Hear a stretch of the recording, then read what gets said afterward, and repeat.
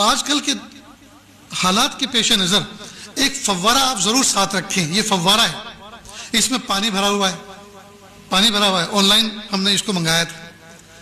اس کا فائدہ یہ ہے کہ آدمی اگر حرم میں بیٹھا ہوا ہے اور اس کا وضو ٹوٹ گیا، اب اگر آپ حرم سے باہر نکل کر واپس جانا چاہیں تو یہ ممکن ہی نہیں، پولیس والے جانے نہیں دیتے، بھیڑ اتنی ہے.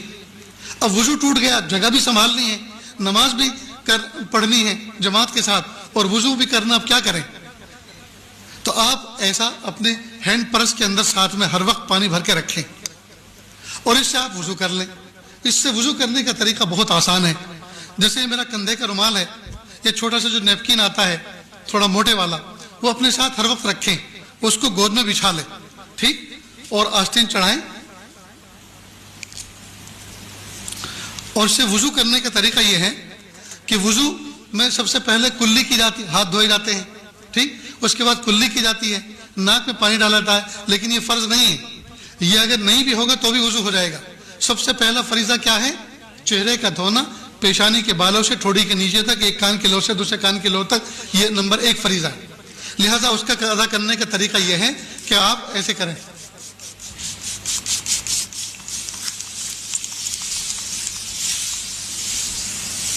دیکھو میرا منہ بھیگ گیا نا، اس کو میں نے مل لیا. اور شریعت کا فقہ کا اصول یہ ہے، جس عضو کو دھونا ہے اگر اس میں سے 1-2 قطرہ پانی ٹپک گیا تو وہ دھلا ہوا سمجھا جائے گا. یہ تو قطرات تو ٹپک گئے تو چہرہ دھل گیا. اب ہاتھ دھونا ہے جی. دوسرا فریضہ انگلیوں سے لے کر کوہنی تک، کوہنی سمیت اپنا پورا ہاتھ دھونا، دونوں ہاتھ دھونا. تو اس کا طریقہ یہ ہے کہ آپ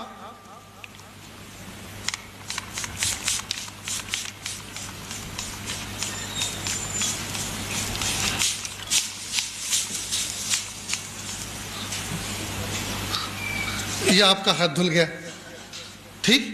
اسی طرح سے دوسرا ہاتھ دھونا ہے، اسی طرح دوسرا ہاتھ دھونا ہے. آپ میری طرف دیکھیں، بہت اہم کام چل رہا ہے. دروازہ کھولنا تو آپ نے یہ بچپن سے دیکھتے آئے، کھولتے بھی ہیں اور بند بھی کرتے. تم بھی کھڑے ہو یار، جو نہیں دیکھنے کا ہے وہ دیکھتے ہو، جو دیکھنا ہے اس کو نہیں دیکھتے.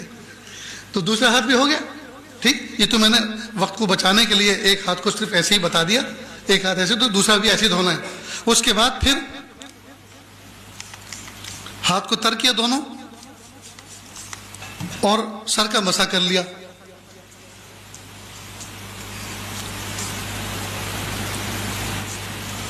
ہو گیا مسح. اسی طرح دونوں پیر کو دونوں. اب نہ دریا بہا، نہ نالی چلی، نہ جو ہے کسی کو کراہت ہوئی، آسانی کے ساتھ بیٹھے بٹھائے اپنی جگہ پہ حرم میں آپ نے وضو کر لیا. ایسا ہی آپ جہاز میں کر سکتے ہیں، ایسا ہی آپ بس میں کر سکتے ہیں، ایسا ہی آپ ٹرین میں کر سکتے ہیں، اور ایسا ہی آپ ہر مجمع میں کر سکتے ہیں، اور آپ باوضو رہیں گے. سمجھ گئے دوستو؟ تو آپ اس طرح کا پرچیز کر لیں، اپنے ساتھ بھی رکھیں. ماں بہنیں جو حج میں ساتھ میں جا رہی ہیں ان کا الگ رکھیں. سمجھ گئے؟ ان کا الگ رکھیں. انشاءاللہ ان کو کبھی بھی تکلیف نہیں ہوگی. میرے دوستو، سفر میں کوشش اس بات کی کریں کھانے پینے پہ کنٹرول ہو. دیکھو آپ بھوک برداشت کر سکتے ہیں، لیکن کھانے کے بعد جب استنجے کا تقاضا ہوتا ہے، اگر مناسب جگہ نہ ملی تو وہ برداشت نہیں کر سکتے. بھوک برداشت کرنا آسان ہے، لیکن کھانے کے بعد جو استنجے کی ضرورت پیش آتی ہے، اس کا اگر مناسب موقع اور مناسب جگہ نہ ملی آدمی پریشان ہو جاتا ہے. تو کھانے پہ کنٹرول رکھیں. خاص طور سے حج کے 5 دنوں کے اندر کم سے کم کھائیں، تاکہ آپ کو زیادہ سے زیادہ ٹوائلٹ اور اس سے جو ہے آپ کی حفاظت ہو سکے، اور آپ کا وقت وہاں لائن لگانے میں نہ گزرے، بلکہ طاعت و اذکار، ذکر و اذکار میں گزرے.